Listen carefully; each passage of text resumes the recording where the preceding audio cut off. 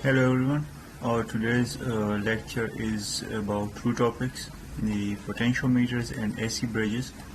In these two chapters, we will study some basic fundamentals of the potentiometer.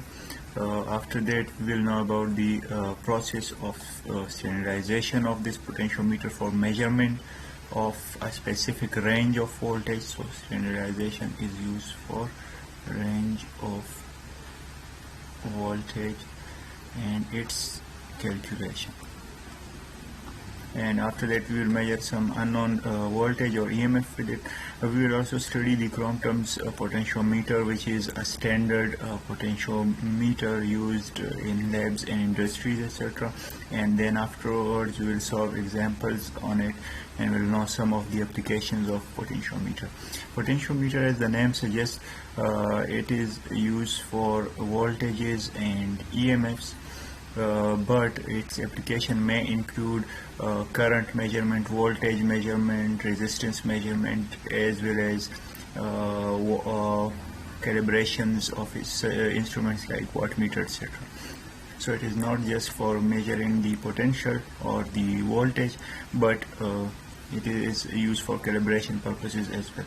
After that, we will study the AC bridges. We will know about some standard bridge like impedance bridge, and after that we will modify or use the mathematics of this standard bridge for the capacitance measurement, inductance measurement, and some frequency based measurement. So frequency measurement, etc. would be dealt in this chapter. Okay, so let's begin. The potentiometer is just, you can consider it as a single wire. That wire is connected with a rheostat and a battery of some known voltage. So let's say this is a 12 volt battery. This voltage is represented by V, and this R rheostat is represented by RH, whereas the slide wire is represented by RS. So S means slide here, okay, and RH means rheostat resistance. Okay, the total resistance of this whole path is, you can write it like this: that is a battery, one resistance and second resistance. So this is our RS and this is RH. So total resistance RT is equal to RS plus RH, which is given by this statement. RH controls the total current in the circuit, because this one is variable and we can control it. So this would be used for controlling the current. If we do not have any such rheostat in here, then all the potential that is available in here would be directly bypassed. So we will have a 12 volt, 0 volt divisions on this scale. So if we check this midpoint, it will be 6 volts. Okay, so that's why this rheostat is necessary, because it will prevent the short circuit current, etc., and will limit the current. Okay, the RH is used for measuring unknown potentials, and it is connected directly. That potential is directly connected to this wire. So let's say this is our unknown potential. It will be directly connected here with this wire, and we will use a galvanometer for checking the point that this EMF source and the voltage on this scale is equal. So let's say we are having this divisions as 0 and 3 and 6 volts, and we have some unknown voltage source. So we will pick that voltage source and we will use a galvanometer, and we'll connect its one side here, and the other side would be touched here and here and here till the galvanometer gives us 0 deflection. So 0 deflection would mean that this voltage is equal to this voltage. So let's say it gives 0 deflection on 5 volt.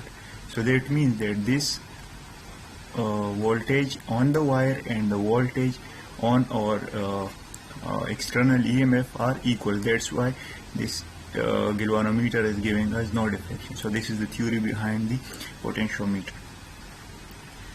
Okay, So how would we first calibrate this wire, that this wire will give us this much voltage on its full length?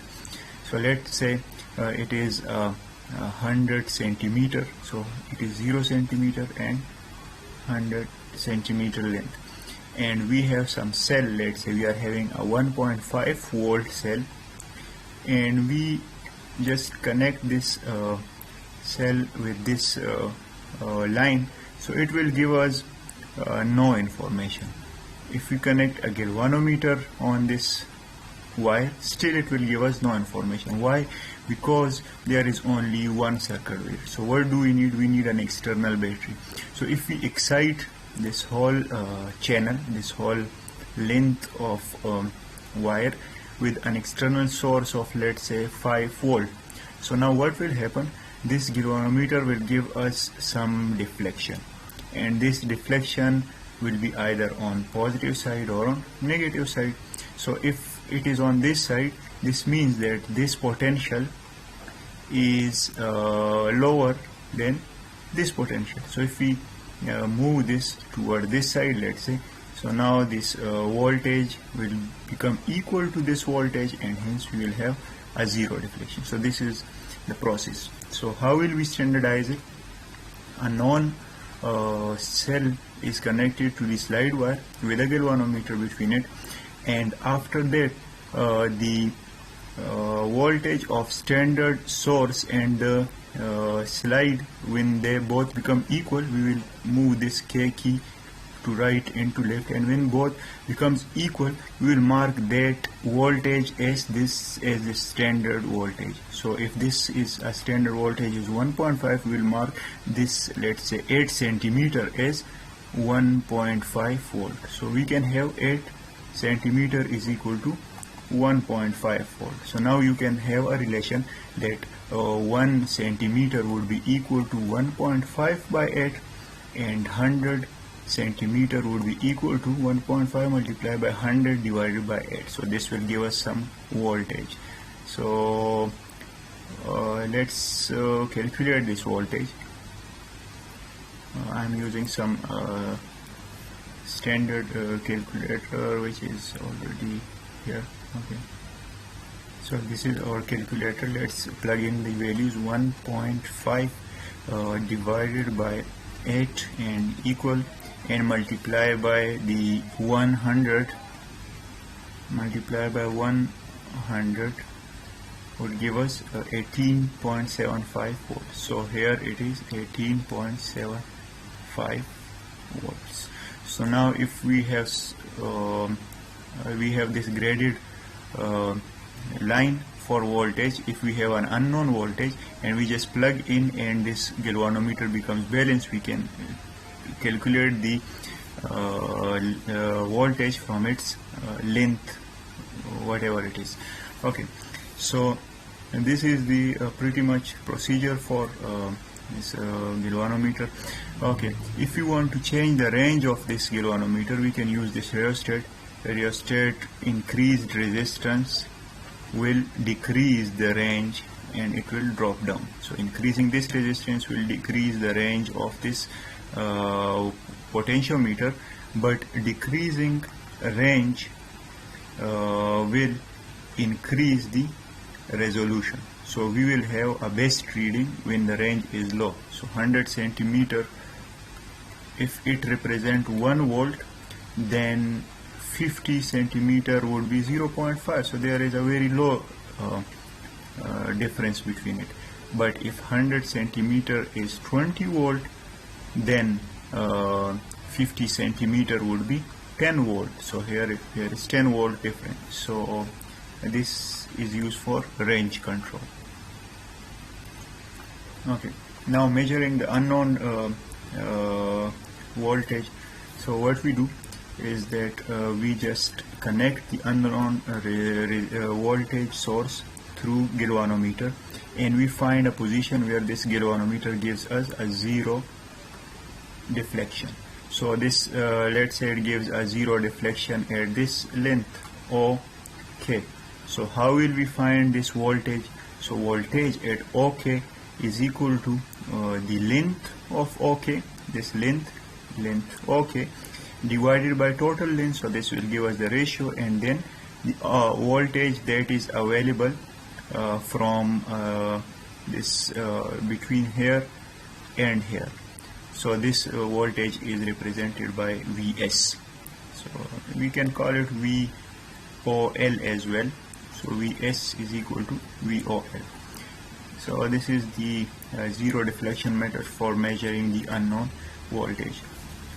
Now let's check the Crompton's potentiometer. In Crompton's potentiometer there is a slight difference. The rheostat is as it is, and after that we are having a wound resistance. So most of the time when we are having a straight line, so we cannot have that much, let's say 100 centimeter equipment. So this is 1 meter equipment. So what we do is that we wound it, and this gives us an edge that we can just arrange it in a smaller area, a smaller region. Okay, so this is the first change in it. This is change number 1. Change number 2 is that we are already having some graded resistance. We know the resistance of column, and this resistance is something like this, and we can directly change the knob in here. So if we do not want to introduce any resistance in it, we put the knob here, and if you want to introduce half of the resistance, put the knob here. If you want to introduce all the resistance that is available in here, so this is the this is known as the voltage drops. So if we introduce full resistance in this line, if we just plug in all the resistance of this line, it will be equal to RT multiplied by the current which is now working for us. So this will be the VD, the drop on this dial.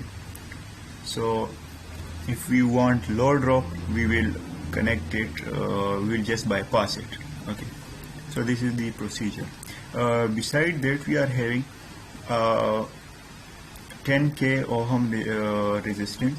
So when we are checking the reading or calibrating it or anything, operating or calibrating, we push this thing on that time to check this deflection. If we push this thing, then this circuit current would be deviated from this 10k. Else if we do not push this thing, so this 10k will be in the circuit, and all the time it will just act as the power draining source, so we will not get this galvanometer being damaged. So this will not damage after introducing this thing. So this is the Crompton's potentiometer. Okay, let's solve a problem on potentiometer.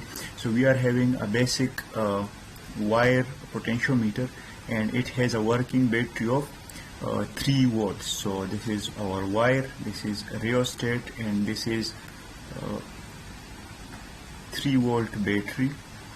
Okay, and it says that the resistance of the slide wire is 400 ohm. So this total resistance is RS is 400 ohm, and its length is 200 centimeter. So 200 centimeter is equal to 400 ohm.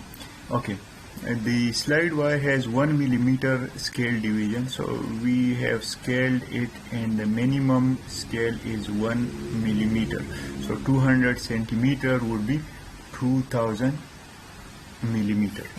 Okay, it is possible to measure up to 1.5 of that centimeter, so millimeter. So 1 millimeter can further be divided by 1/5, which is 0.02 millimeter. So we can measure its 0.02 region. Okay, and we can measure it equated with the respective voltage. The instrument is standardized with a 1.018 volts with a sliding contact at 101.8. Okay, so this was standardized with 1 point where was it? Okay, 1 1.018 volts, and this 1.018 volt was at 101.8 centimeter. So let's have some calculation. 1.018 is equal to 101.8 centimeter. So 1 volt would be equal to 101.8 divided by 1.018 centimeter. And now we can also calculate it for 3 volt. So for 3 volt we will multiply this thing by 3, but this will be greater than 200 centimeter. Why will this thing be greater than 200 centimeter? Because some of the voltage is dropped in this array. So this is not the method that we should be using. What we can use is that we can find the current in this circuit. So how will we find the current in this circuit? It is easy. The voltage is given for this much length, for 101.8 centimeter. How much voltage is it? It is 1.018 volts, and the total length is 200 centimeter, and total resistance is 400 ohm. So we can calculate the total resistance for this much length. For this much length, if we have V divided by total length multiplied by this length, so this gives us a 203.6 ohm resistance. So this is the resistance of 101.8 centimeter. This is calculated like this. 101.8 centimeter is equal to how much ohms? So for that we know that 200 centimeter is equal to 400 ohm, and 1 centimeter is equal to 400 by 200 ohm, which is 2. And now multiply by 101.8, multiply by 101.8. So 400 divided by 200 multiplied by 10. 400 divided by 200 multiplied by 1.10. So this gives us 203 ohm. Now we are having resistance, and we also have voltage, so we can find the current. So current turns out to be 5 ampere. Now we want to find the resistance of the rheostat. So for that, what we can do is that we have the total resistance, which would be the total voltage 3 volt divided by total current, the working current 5 milliamps, minus the resistance of the slide wire, which is 400. So this gives us the RH. And measuring range, for measuring range we will multiply the current with resistance. So we are having how much current? 0.005, 5 milliamps current. And how much is the slide wire resistance? It is 400. So total voltage that it can measure is 2 volts. So as we discussed that the 3 volts is the total voltage, so the length is finding only 2 volts, and 1 volt is being dropped in this RH. The resolution is then found that we want to measure the voltage in how much length. We calculated that, but okay. So we calculated that the total range of this potentiometer is 200 centimeter, and this is 0 centimeter, and it can measure 2 volts with 2 centimeters. So with 1 centimeter it will measure 2 divided by 200, which is 0.0. Okay, this will give us 1, and this will give us 2. Okay, 2 divided by 200. So it is this much volts, 0.01 volt. And now convert it to millimeters. So if we convert 1 centimeter to 1 millimeter, and again divided by 10, so 0.001 volt, and then millimeters fifth part, so divided by 5 would give us the minimum resolution of this potentiometer. So this turns out to be 0.2 millimeter. So we can check it from here that this thing is, from here we can write it at 0.0002, which is 0.2 millivolts. So this is the minimum range that we can measure with this potentiometer. Okay, in this next example, we are having a laboratory tripotentiometer that has 18 step dial. So 18 step dial means that it has something like this structure, which is 18 steps of knob, and each step is having 10 ohm resistance. So 18 multiplied by 10 ohm is 180 ohm. So this total resistance is 180 ohm. Okay, and we are having a slide wire having 1 ohm per turn resistance and 100 turns. So this slide wire would be 100 divisions and 11 turns. So 1 ohm multiplied by 11 turns will give us 11 ohm more resistance. So the total resistance is 191 ohm resistance of the resistance dial and slide.